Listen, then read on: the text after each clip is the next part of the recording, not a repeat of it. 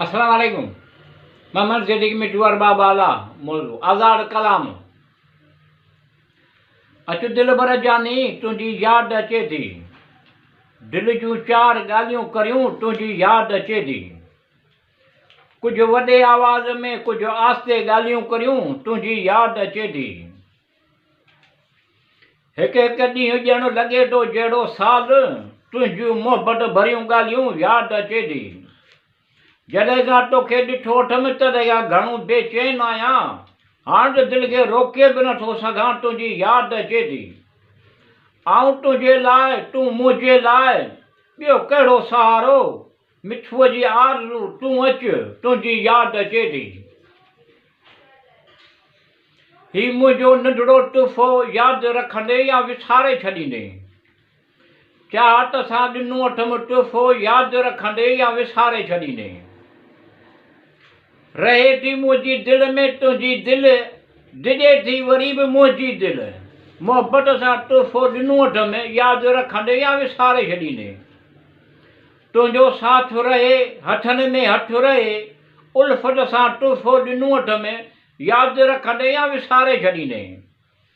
जेसीं ताईं चंड तारा हलंदा पिया, दरिया समुंड ते ॿेड़ियूं ॿेड़ा लाचूं जहाज़ हलंदा पिया, ओसी ताईं साथ रहे, प्यार सां तोहफ़ो ॾिनो अथमि यादि रखंदे या विसारे छॾींदे।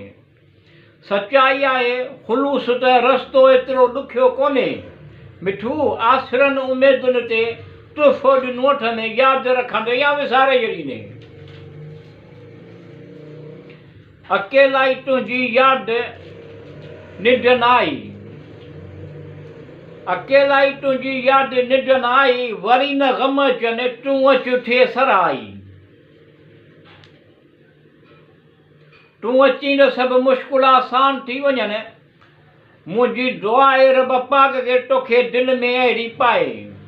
आऊं सादो आहियां तोखे मुंहिंजी सादगी पसंदि अचे, अहिड़ी मजबूरी कोन्हे पोइ छो तोखे आड़े आई।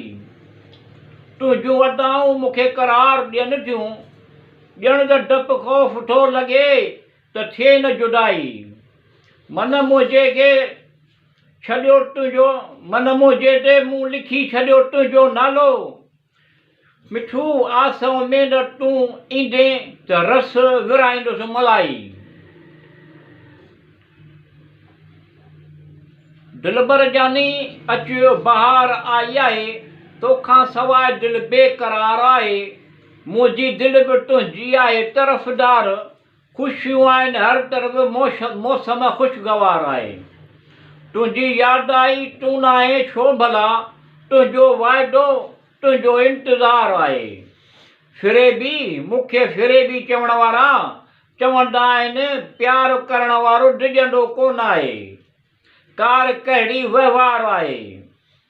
तुंहिंजे बदिले में ज़माने में कहिड़ी शइ कोन्हे, तुंहिंजे बदिले में ज़माने में कहिड़ी शइ कोन्हे, ॻोल्ह मिठू सां तो कयो कोल करार आहे।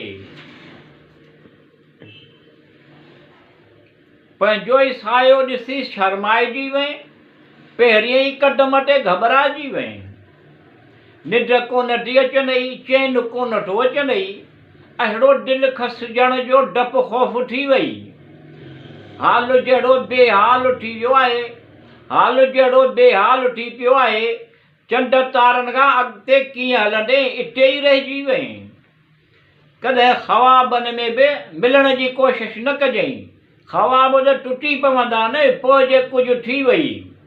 हाल में अचु मुस्तक़बिल जी सोच मिठू, कहिड़ियुनि पुराणियुनि यादियुनि में हली वई।